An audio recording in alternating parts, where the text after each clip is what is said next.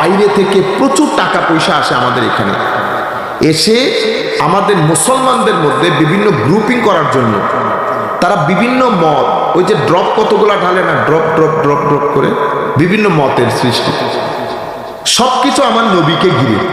কেউ বলবে নবী আখেরি নবী না, নবীর পরও নবী আছে না এখানে বলেন। কেউ বলবে নবীর নবুয়তকে অস্বীকার করা হচ্ছে না। অস্বীকার করা হইলে তো তাইলে একসাইড করে দিতে পারতাম যে এরা নবীর অস্বীকারী কাফের, কিন্তু অস্বীকার করছে না, নবুয়তকে স্বীকার করছে। স্বীকার করে কেউ একজন বলছে নবী সাল্লাল্লাহু আলাইহি ওয়াসাল্লাম, এই আল্লাহ নবীর যে হাদিস শরীফ, তো এগুলার আসলে আইনগত কোনো ভিত্তি নাই। নাউজুবিল্লাহ বলেন। এই ধরনেরও লোক আছে। আবার আরেক ধরনের লোক, এরা নবুয়তকে স্বীকার করে, নবী হিসেবে মানে, নামাজটাও বেশি পড়ে, কিন্তু নবীর সম্মান শুনলে চেহারা পরিবর্তন হয়ে যায়। এদের নামাজ আমাদের নামাজের চেয়ে অনেক বেশি, সাধারণের তুলনায় অনেক বেশি, কোরআনের তিলাওয়াত সাধারণের তুলনায় অনেক বেশি, সবকিছু অনেক বেশি, কিন্তু নবীর নাম শুনলে নিতে পারে না। এরা আবার মাহফিলের মধ্যে বসে আরেকটা বড় দুর্ঘটনা যেটা ঘটছে গত 40 বছর ধরে বাংলাদেশে, 40 থেকে 50 বছর ধরে বাংলাদেশে একটা ট্রেন্ড শুরু হয়েছে তফসিরুল কোরআন মাহফিল। কি মাহফিল? তফসিরুল কোরআন মাহফিল। তফসিরুল কোরআন মাহফিল দিয়ে আপনি যেমন, আমার কাছে একজন আন্তর্জাতিক মুফাসসিরের প্রায় 18টা ক্যাসেট ছিল। ওই যে ক্যাসেটগুলা, আমি ক্যাসেটগুলা ঘুরাই ঘুরাই শুনছি। আমার জীবনে আমি কোনোদিন ওনার মুখে ইবনে কাসির, তাবারি, রাজি, বাগাভি, সাদি, কুরতাবি, কাশাফ, তারপরে আপনার মাজহারি বলেন, রুহুল বায়ান বলেন, মাআনি বলেন, জীবনে কোনোদিন শুনলাম না যে অমুক মুফাসসির এই আয়াতের ব্যাখ্যায় এই কথা বলেছে। ওনারা কি করেন, ওনারা নির্দিষ্ট একজন ওনাদের দৃষ্টিতে একজন মুফাসসির আছেন, ওনার নামও নেন না, ওনার কিতাবের নামও বলেন না, কারণ ওনার কিতাবের নাম বললে মানুষ গ্রহণ করবে না, মানুষ বুঝতে পারবে। তো ওনার তফসিরকে সাধারণ হিসেবে কোরআনের তফসির বলে চালিয়ে দেন, নাম নেন না। কিন্তু ঠিক আছে, যেই মুফাসসিরের কথা আমি নাম বলবো না, যেই মুফাসসিরের কথাটা বলে, ওনার সাথে উম্মতে মুসলিমার বেশ কিছু ব্যাপারে দ্বিমত আছে। যেমন উনি সাহাবায়ে কেরাম, উনি বলেন যে সাহাবায়ে কেরামের দোষ আছে। উসমানে গনি রাদিয়াল্লাহু তাআলা আনহু স্বজনপ্রীতি করেছেন, যেটা স্বজনপ্রীতি সেটা স্বজনপ্রীতি। উনি বলতেছেন আমার দৃষ্টিতে, মানে ওনার বড় দৃষ্টি, এটা উনি ওনার গবেষণায় বলছেন, আমরা ওই জায়গায় না যাই। তাইলে এই ধরনের তফসির করে সাধারণ মুসলমানের মধ্যে, সাধারণ মুসলমানের মধ্যে এই যে জিহাদ, বুঝতে পেরেছেন, খেলাফা, এগুলা বলে বলে মানুষকে উগ্রপন্থার দিকে ধাবিত করেছে। এই পুরো কাজটা করেছি আমরা তফসিরুল কোরআন মাহফিলের নাম দিয়ে গত 40 বছর পর্যন্ত। এটা একটা বিষয়, এখানে একটা গ্রুপ উগ্রপন্থার দিকে চলে যাচ্ছে, শানে রিসালাতে বিয়াদবি হচ্ছে। আরেকটা দুর্ভাগ্যজনক হচ্ছে আউলিয়ায়ে কেরামের নামে, যে সমস্ত ওলি বুজুর্গের নামে আমাদের এখানে দিন প্রচারিত হয়েছে, প্রসারিত হয়েছে সাধারণ ছেলেদের ভিতরে, কারণ এরা তো আর এত কিছু জানে না। সাধারণ ছেলেদেরকে বোঝানো হয়েছে এই যে ওলি বুজুর্গের যে মাজার, এগুলার মধ্যে গেলে বেদাত হয়। কি হয়? বেদাত হয়। এগুলা বলে বলে শিরক, বেদাত, এগুলা বলে বলে ছেলেদের ভিতর থেকে মাজারাত বের করছে। দুইটা প্রবলেম। আরেকটা বড় সমস্যা হয়েছে, আধুনিকতার নাম দিয়ে আমরা অনেক বেশি অশ্লীল হয়ে গেছি।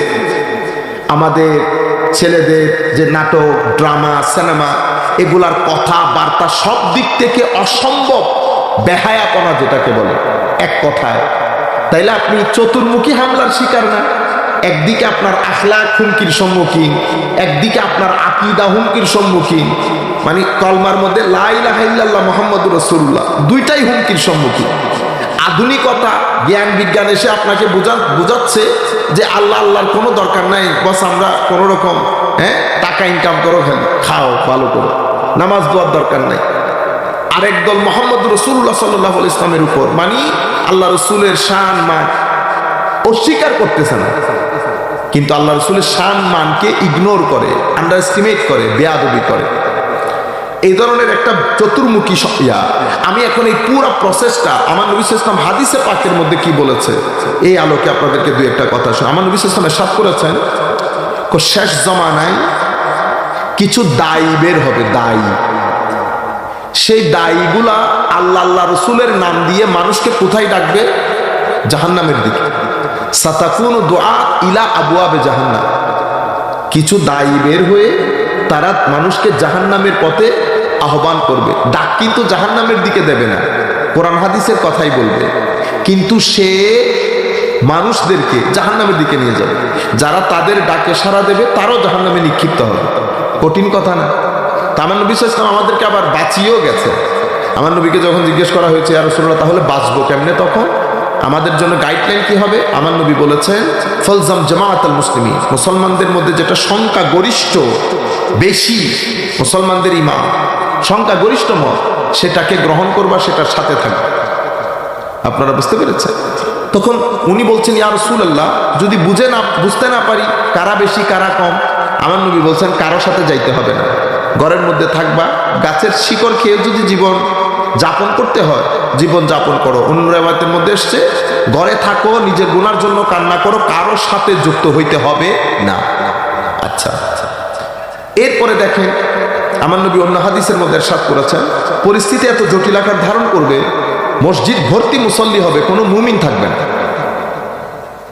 আমার নবী আরেক হাদিসের মধ্যে ইরশাদ করছেন, তখন ঈমান পুরা পৃথিবী থেকে পালিয়ে মদিনা শরীফ চলে যাবে। আমার নবী সাল্লাল্লাহু আলাইহি ওয়াসাল্লাম ইরশাদ করেছেন, তখন সকালের মুমিন বিকাল হতে হতে কাফের হয়ে যাবে, বিকালের মুমিন সকাল হতে হতে কাফের হয়ে যাবে। সামান্য টাকার জন্য দিন বিক্রি করে দেবে। আমার নবী সাল্লাল্লাহু আলাইহি ওয়াসাল্লাম ইরশাদ করছেন। হুজুর করিম সাল্লাল্লাহু আলাইহি ওয়াসাল্লাম আরো ইরশাদ করেছেন, এগুলো সব বুখারী মুসলিম শরীফের রিওয়ায়াত। শেষ জমানায় কিছু যুবক, দেখছেন যুবকের কথা বলতেছে, মানে ইউথ যাদেরকে বলে, আহদাসুল আসনান সুফাহাউল আহলাম, ব্রেইন ওয়াশ হবে, বয়সে কম হবে, কোরআন হাদিস থেকে কথা বলবে, কিন্তু দিন থেকে এত দূরে সরে যাবে যেভাবে তীর ধনুক থেকে দূরে সরে যায়। আমার নবী সাল্লাল্লাহু আলাইহি ওয়াসাল্লাম ইরশাদ করেছেন, তাদের মুখের কথা মধুর চেয়েও মিষ্টি হবে, কিন্তু অন্তরে এত ঘৃণা থাকবে নেকড়ে বাঘের মতো। পুরা পরিস্থিতি যদি আমরা দেখি, আমার নবী সাল্লাল্লাহু আলাইহি ওয়াসাল্লাম আরো ইরশাদ করেছেন, সেই সময় অশ্লীলতা অনেক বেড়ে যাবে, অনেক বেড়ে যাবে, হত্যা বেড়ে যাবে।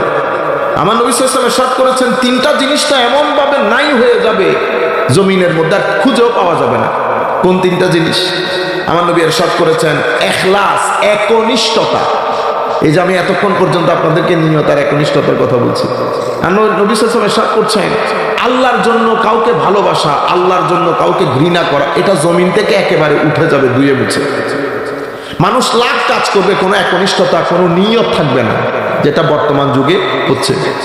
মাহফিলের পর মাহফিল, লাখো মানুষের আগমন, ঠিক আছে, হচ্ছে, করছি, যাচ্ছে, কিন্তু কি কারণে করলাম, কি কারণে আসলাম, কোনো ঠিক ঠিকানা নেই। সম্মানিত উপস্থিতি, আমার নবী সাল্লাল্লাহু আলাইহি ওয়াসাল্লাম ইরশাদ করেছেন, দ্বিতীয় যে জিনিস, ও কোরআন বর্ণনাকারী বেড়ে যাবে। কোরআন সমঝনেওয়ালা, যারা বুঝে, তাদের সংখ্যা একেবারে কমে যাবে। আমার নবী ইরশাদ করেছেন, হালাল রুজি একেবারে নাই হয়ে যাবে। আমার নবী সাল্লাল্লাহু আলাইহি ওয়াসাল্লাম ইরশাদ করেছেন, সেই সময় আল্লাহ জমিন থেকে বড় বড় আলেমদেরকে মৃত্যু দিয়ে ইলম জমিন থেকে তুলে ফেলবে। তাইলে কিতাবপত্র থাকবে, হ্যাঁ কিতাবপত্র থাকবে, মাদ্রাসা থাকবে, জি থাকবে, মসজিদ খানে থাকবে, কি উঠে যাবে? উপকারী জ্ঞান উঠে যাবে। উপকারী জ্ঞান কাকে বলে? যে এতক্ষণ বললাম আপনাদেরকে হিকমতের কথা, এমন জ্ঞান যেই জ্ঞান আপনাকে পরকালের দিকে ধাবিত করবে, আপনার ভিতরে লোভ লালসা দূর করবে, আপনার ভিতরে আল্লাহর ভয় ভীতি জাগরিত করবে, আপনাকে মুত্তাকি পরহেজগার বানাবে। এমন জ্ঞান সমাজ থেকে একেবারে উঠে যাবে। শেষ পর্যন্ত আমার নবী বলেছেন, কোনো আলেম থাকবে না, লা ইয়াবকা আলেম, কোনো আলেম থাকবে না। ইত্তাখাযান নাস রুউসান জুহালা, মানুষ মূর্খ জাহেলদেরকে আলেম মনে করবে, আলেম মনে করে স্টেজের মধ্যে প্রধান অতিথি, প্রধান বক্তা। আমাদের এখানে তো এখন এক আজীব সমস্যা, গতকালকেও দেখেছি, গত পরশুও দেখেছি, উনি কে? উনি প্রধান অতিথি। তা আমি কি? আপনি প্রধান আকর্ষণ। উনি কে? উনি প্রধান আলোচক, মানে আমরা কেউ নিচে নামতে রাজি না। তাহলাম ভাই প্রধান আকর্ষণ যেই, প্রধান অতিথিও সেই, প্রধান কথা তো একই, এত রাগ করে সবাই। তাহলে এত কষ্ট করার দরকার কি? ভেরি সিম্পল, সভাপতি অমুক, সম্মানিত আলোচক বৃন্দ, বস ফিনিশ। আপনি বয়স হিসাব করে একটার পর একটা নিচে লাগাই দেন। এখন আপনি যদি ছোট নাবালেক ছেলে একটার নাম যদি আপনি ডক্টর এরশাদ বুখারী করে দিয়ে দেন, মাইন্ড করবে না? সেই কারণে বয়স অনুপাতে নামগুলা দিয়ে দেন। কি দিবেন? সভাপতি, সম্মানিত আলোচক বৃন্দ। এখন প্রধান অতিথি, প্রধান মেহমান, প্রধান আকর্ষণ, প্রধান আলোচক, সবাই প্রধান। কারণ ওই এখলাস চলে গেছে আমাদের থেকে, একনিষ্ঠতা চলে গেছে, আল্লাহর ভয়, খৌফ, খশিয়ত সমুদ্রে নিক্ষেপিত হয়েছে। সম্মানিত উপস্থিতি, আমার নবী সাল্লাল্লাহু আলাইহি ওয়াসাল্লাম ইরশাদ করেছেন, মানুষ জাহেল মূর্খদেরকে আলেম মনে করবে, এরপরে এটা মনে করে তাদেরকে প্রশ্ন করবে, ফতোয়া জিজ্ঞেস করবে, ফাআফতাউ বিগাইরি ইলম, না জেনে ফতোয়া দেবে, ফাদাল্লু ওয়া আদাল্লু, নিজেও পথভ্রষ্ট হবে, মানুষকেও পথভ্রষ্ট করবে। খুব আজীব বিষয়। সেই সময়ের মধ্যে আমরা এখন উপস্থিত। আচ্ছা, এখন যেটা বলবো সেটা একটু মনোযোগ দিয়ে শুনবে, এটা বলে আমরা শেষ। মনে রাখবেন, আমরা শুধু শরীর সর্বস্ব না, আমাদেরকে আল্লাহ একটা মন দিয়েছেন। শরীরের জন্য যেমন খাদ্যের দরকার হয়, মনেরও তেমন খাদ্যের দরকার হয়। শরীর আমাদের বর্তমান বাংলাদেশে টাকা পয়সা বলেন, ঘরবাড়ি বলেন, জায়গা সম্পদ, বিল্ডিং সবকিছু হয়েছে না, কিন্তু আমাদের মন থেকে শান্তি চলে গেছে। টাকা যার যত বেশি, মনের অশান্তিও তার তত বেশি। আলা বিযিকরিল্লাহি তাতমাইন্নুল কুলুব, আল্লাহর জিকিরের মাধ্যমে আপনার কলবের মধ্যে ইতমিনান আসে। হযরতে জালালউদ্দিন রুমি রাদিয়াল্লাহু তাআলা আনহু, উনি কিতাবের মধ্যে একটা কাহিনী বর্ণনা দিয়েছেন এই আয়াতের আলোকে। এক আল্লাহর ওলি গ্রামের যিনি সবচেয়ে বড় ব্যবসায়ী, তার কাছে গেছেন জিজ্ঞেস করতে, ভাইজান আপনি কেমন আছেন? উনি জবাব দিলেন, ভাই বহুত পেরেশানিতে আছে, অনেক টেনশনের মধ্যে আছে। আপনার এত টাকা পয়সা, ভাই আপনার টেনশন যায় না? কোন টাকা পয়সা পারলে সমুদ্রে নিক্ষেপ করবে। এরপরে উনি অনেক পাওয়ার রাখেন, আমাদের এখানে আছেন সাধারণ সম্পাদক, সদস্য। আমাদের এখন তো সাধারণ সম্পাদক হইতে হয় না, সদস্য হলো অনেক কিছু না। হ্যাঁ, বেশি হাত নাড়াচাড়া করবেন না বেটা, বেশি হাত নাড়াচাড়া ভালো না, কিছুদিনের মধ্যে কেটে যাবে সব। এই দুনিয়া বড় খতরনাক।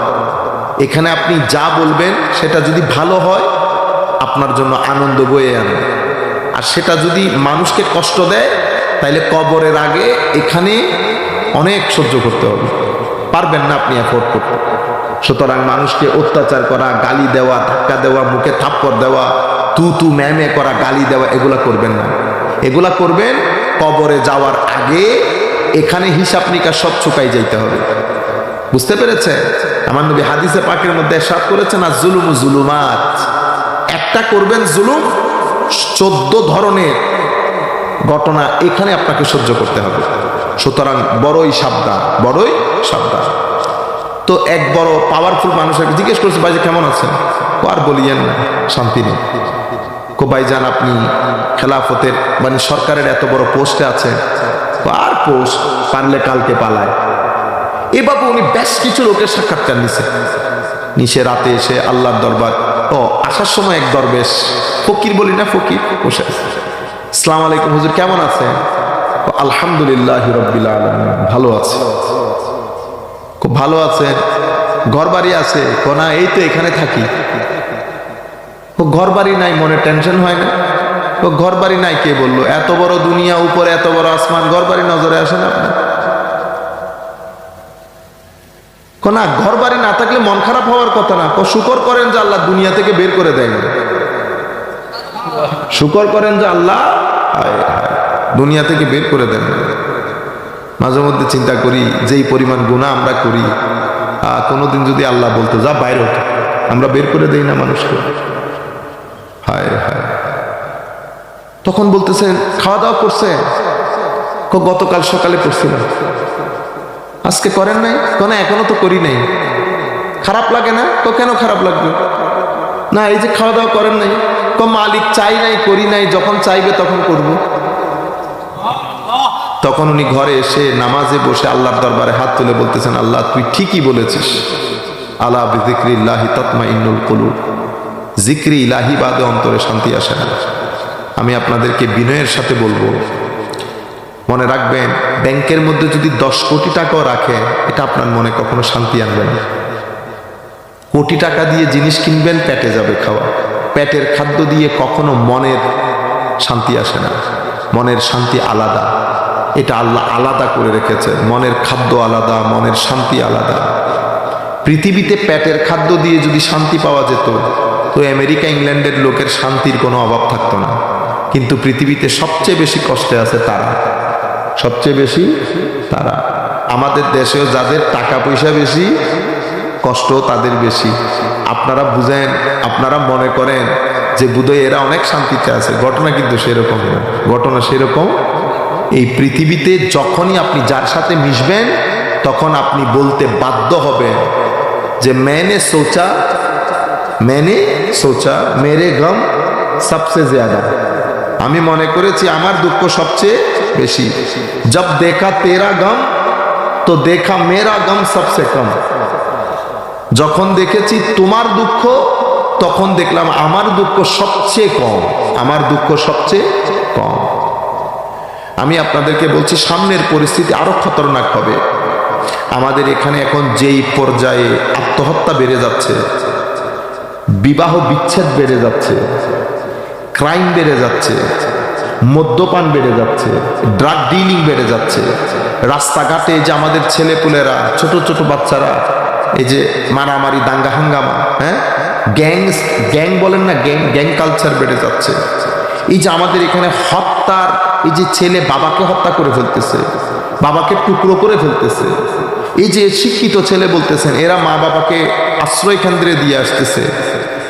এই ঘটনাগুলো কেন ঘটতেছে? টাকা পয়সা তো বেড়েছে, শিক্ষা দীক্ষাও বেড়েছে, তাইলে এগুলা বাড়তেছে কেন?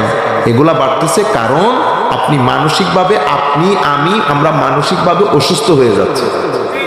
আপনি যখন মানসিকভাবে অসুস্থ হয়ে যাবে, তো সমাজের মধ্যে কিছু ঘটনা বেড়ে যাবে, এই ঘটনাগুলো বেড়ে যাবে। এগুলো আপনি টাকা দিয়ে বন্ধ করতে পারবেন না, পুলিশ দিয়ে বন্ধ করতে পারবেন না। এগুলা বন্ধ করতে হলে আপনাকে ধর্ম চর্চা করতে হবে। কি চর্চা? আমি 2-1টা রুহের খাদ্যের কথা বলি আপনাদেরকে। প্রথম যে জিনিসটা আপনার মনকে শান্তি দেবে, মনের ভিটামিন, ক্যালোরি, প্রোটিন যোগাবে, সেটা কি?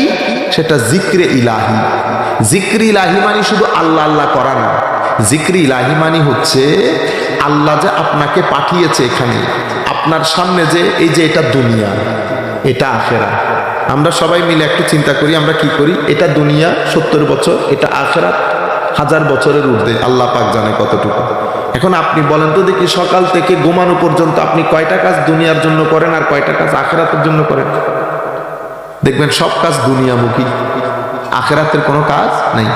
যেই কাজগুলো আখেরাতের জন্য করি সেগুলোর কোনো কোয়ালিটি নাই। বস বাদ দেন, আমি অজু করে কোনো রকম নামাজটা পড়ি, 3 মিনিটও যাই নাই নামাজ পড়ে আমি বাসায় চলে আসছি, ঠিক আছে, তবুও তো পড়তেছি, আল্লাহ পাকে শুকরিয়া। মনে রাখবেন, জিক্রি ইলাহি মানি আল্লাহ রাব্বুল আলামিনের ভয়, মহব্বত অন্তরে ধারণ করে আল্লাহকে ভিতর থেকে স্মরণ করা, যে মাওলা তোর রহমতের কোনো শেষ নাই, তোর কারণে আজকে আমি এখানে। এই যে আপনি ভিতর থেকে আল্লাহর স্মরণকে জাগরিত করেছেন, এটা আপনার রূহ জিন্দেগি যোগায়। 1 2, আপনি যখন কোরআন শরীফ পড়বেন আপনার রূহ জিন্দা হবে। আমরা এখন কোরআন শরীফ পড়া বন্ধ করে দিছি না? পরিপূর্ণরূপে বন্ধ করে দিয়েছি। তাইলে কোরআনের মাধ্যমে রূহ জিন্দা হয়, কোরআন মানুষকে মায়া করে। আপনি যতক্ষণ কোরআনের সাথে বসবেন, ততক্ষণ আপনার ভিতরের জগতের মধ্যে একটা বেহেশতের প্রশান্তি থাকবে। আপনি অজু করে যদি কোরআন নিয়ে বসেন, আপনি এটা ফিল করবেন। 2 3, আল্লাহর ওলিদের জীবনী পড়বেন, নবী সাল্লাল্লাহু আলাইহি ওয়াসাল্লামের জীবনী পড়বেন। এগুলার মাধ্যমে ভিতরের জগৎ নরম হয়, অন্তরের মধ্যে আল্লাহর ভয় আসে, অন্তর দুর্বল হয়।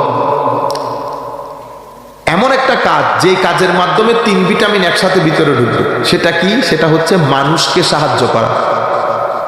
কোনো মানুষ আপনার কাছে কোনো কিছু চাইছে, পারতপক্ষে না বলবেন না, সামর্থ্য থাকলে। মানুষকে দেওয়ার মধ্যে যে আনন্দ আপনি পাবেন সেটা অন্য কোনো কাজে পাবেন না। সেজন্য আমাদের কোরআনের হুকুমের মধ্যে একটা হুকুম হচ্ছে ওয়ামিম্মা রাযাকনাহুম ইউনফিকুন। ইমানের কথা বলেছে, মা বাবার সম্মান, অতঃপর ওয়ামিম্মা রাযাকনাহুম ইউনফিকুন, আল্লাহ যা দিয়েছেন তা থেকে মানুষের জন্য খরচ করা। মানুষ আপনার রূহ জিন্দা হবে যদি আপনি আল্লাহর সৃষ্টি দেখেন। এই যে বন্ধু বান্ধব নিয়ে আপনারা ফেসবুকে বসে থাকেন না সারাদিন, কত সুন্দর শ্রীমঙ্গল দিয়ে যাইতেছেন, শ্রীমঙ্গলের সৌন্দর্য না দেখে আপনি মোবাইলের মধ্যে ডুবে আছেন, তাইলে আপনার জীবনটা সুন্দর হবে না। আপনি যখন সৌন্দর্য দেখবেন, সুবহান আল্লাহটা ভিতর থেকে আসবে। সুবহান আল্লাহ দুইটা, একটা মুখের সুবহান আল্লাহ, একটা অন্তরের সুবহান আল্লাহ। আপনি যখন শ্রীমঙ্গলের সৌন্দর্য দেখবেন, কক্সবাজারের সৌন্দর্য দেখবেন, আপনার ভিতর থেকে আসবে সুবহান আল্লাহ।